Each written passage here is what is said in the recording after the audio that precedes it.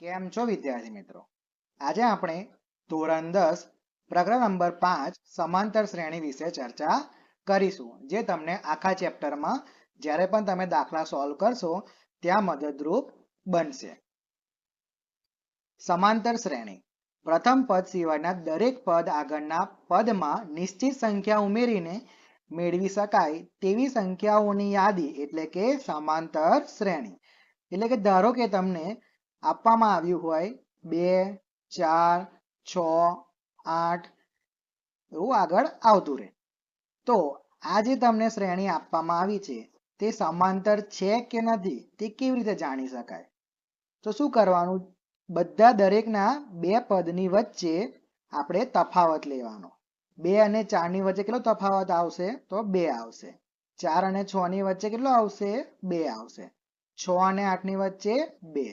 એટલે આ દરેક સંખ્યા જે આપણને તફાવતમાં મળી એ શું છે? એક નિશ્ચિત સંખ્યા છે.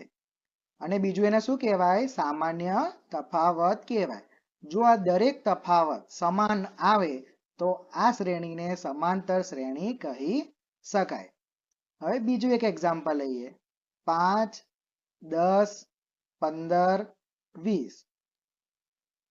તો આમાં જો 5 અને 10 વચ્ચે તફાવત 5, 10 અને 15 વચ્ચે 5, 15 અને 20 વચ્ચે 5. એટલે કે આ જે તફાવત આવ્યો એક નિશ્ચિત સંખ્યા આવી, માટે આ શ્રેણી કેવી કહેવાશે? સમાંતર શ્રેણી. બીજું એક એક્ઝામ્પલ લઈએ. 1, 3, 10, 15. 1 અને 3 ની વચ્ચે કેટલો તફાવત છે? 2. 3 અને 10 ની વચ્ચે 7, 10 અને 15 ની વચ્ચે 5. તો આ જે તફાવત આવ્યો તે કોઈ એક નિશ્ચિત સંખ્યા નથી, અલગ અલગ સંખ્યા છે, માટે આ શ્રેણીને સમાંતર શ્રેણી ગણી શકાય નહીં. અહીંયા આગળ આપણે એક શ્રેણી લઈએ.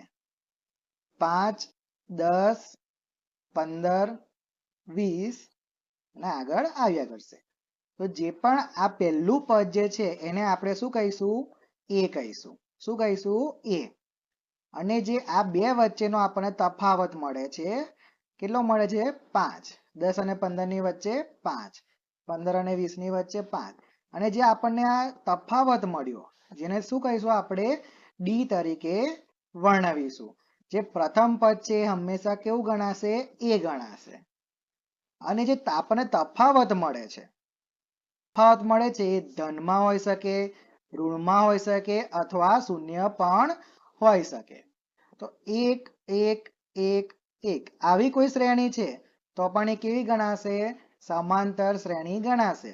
અહીંયા આગળ તફાવત કેટલો છે? શૂન્ય છે. તફાવત શૂન્ય. તો આ શ્રેણી પણ કેવી ગણાશે? સમાંતર શ્રેણી ગણાશે. હવે આમાં આપણે પ્રથમ પદ એટલે શું લઈએ છીએ? એ લઈએ છીએ. તો આમાં 5 આપણને પ્રથમ પદ મળ્યું છે. હવે આપણે બીજું પદ આપણે શોધવું છે.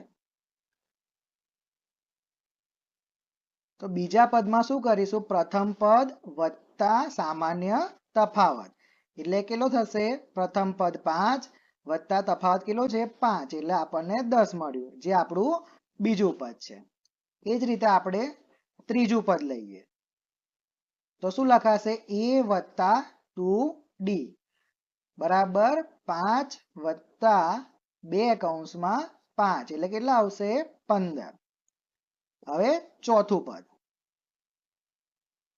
ચોથું પદ કઈ રીતે લખાશે?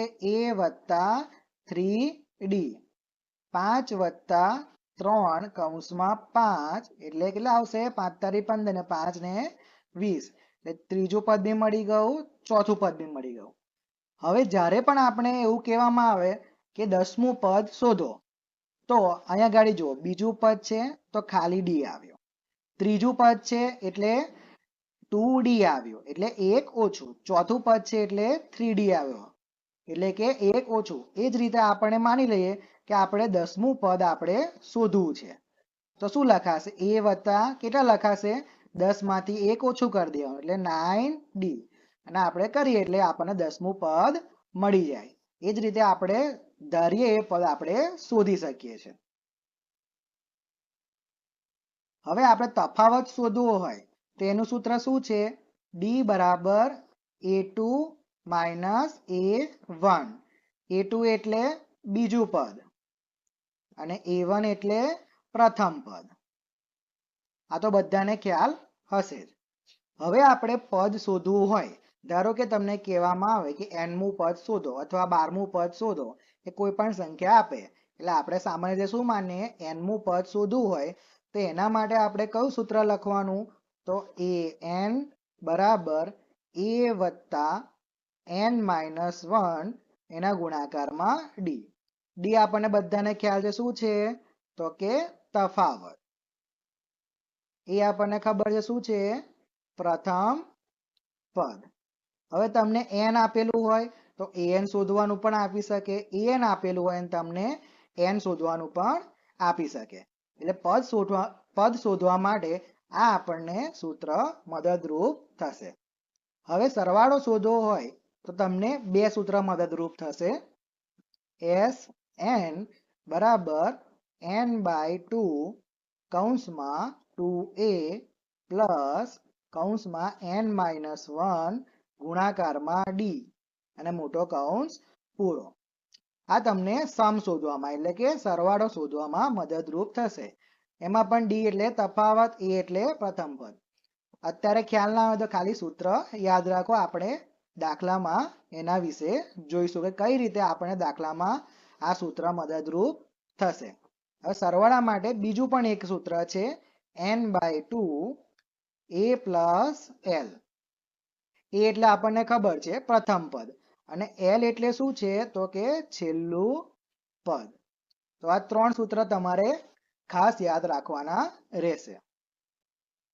હવે તમને કોઈક દાખલામાં એવું પૂછવામાં આવે કે પ્રથમ n પ્રાકૃતિક સંખ્યાનો સરવાળો શોધો અથવા પ્રથમ 10 પ્રાકૃતિક સંખ્યાનો સરવાળો શોધો, તો એના માટે એક સરળ સૂત્ર છે, એ તમે યાદ રાખી લો તો તમને ડાયરેક્ટ જ એના ઉપરથી સરવાળો પ્રાપ્ત થઈ જાય છે. તો પ્રથમ n પ્રાકૃતિક સંખ્યાનો સરવાળો શોધવાનું સૂત્ર શું છે? તો કે n કૌંસમાં n વત્તા 1 છેદમાં 2 એટલે કે ભાગ્યા 2. આ સૂત્ર ઉપરથી તમે પ્રાકૃતિક સંખ્યાઓનો સરવાળો શોધી શકો છો. હવે એ જ રીતે પ્રથમ n અયુગ્મ પ્રાકૃતિક સંખ્યાઓનો સરવાળો શોધવો છે. એટલે કે એકી સંખ્યાઓનો તમારે સરવાળો શોધવો હોય તો શું કરવાનું? કશું જ નહીં, સીધો n નો વર્ગ. એટલે તમને પૂછવામાં આવે પ્રથમ 5 અયુગ્મ પ્રાકૃતિક સંખ્યાઓનો સરવાળો શોધો, તો તમારે કશું કરવાનું નહીં, 5 નો વર્ગ એટલે તમારો ડાયરેક્ટ જવાબ આવી જશે. એ જ રીતે પ્રથમ n યુગ્મ પ્રાકૃતિક સંખ્યાઓનો સરવાળો તમને શોધવા કે તો એનું પણ સૂત્ર છે n નો વર્ગ વત્તા n. એટલે તમે જે તમને પ્રથમ યુગ્મ સંખ્યાઓ તમને આપી હોય એ તમારે n ની જગ્યાએ એની કિંમત મૂકો એટલે તમને ડાયરેક્ટ જવાબ મળી જાય. આમાં તમે થોડા ઘણા સૂત્રો જોયા, આ બધા સૂત્રો તમે યાદ રાખશો એટલે તમને આખું ચેપ્ટર એકદમ સરળતાથી આવડી જશે. મોટા ભાગની બધી વિગતો આ એક જ વિડીયોમાં આપણે મેળવી લીધી છે, જેના કારણે આપણને દાખલાઓ ગણતી વખતે ભૂલ પડે નહીં. તો આ બધા સૂત્રો તમે ધ્યાનથી એકવાર લખી લેજો અને મોઢે કરી લેજો, જેથી તમને આખા ચેપ્ટરમાં કોઈ પણ જગ્યાએ કોઈ પ્રશ્ન ઉદ્ભવશે નહીં.